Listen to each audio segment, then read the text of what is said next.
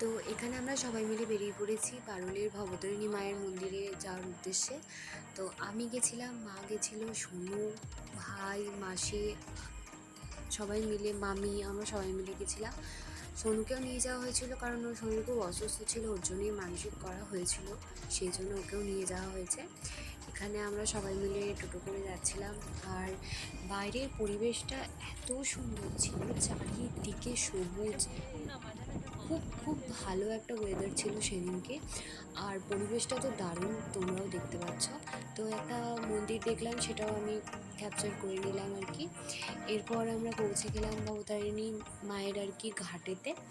তো ঘাটটা দেখে নাও, এটা হচ্ছে ভবতারিণী মন্দিরের পিছনটা আর কি। তো এরপরে আমরা সবাই মিলে একটুখানি ছবি টবি তুলেছি সেখানে, সেগুলো পরে শেয়ার করব।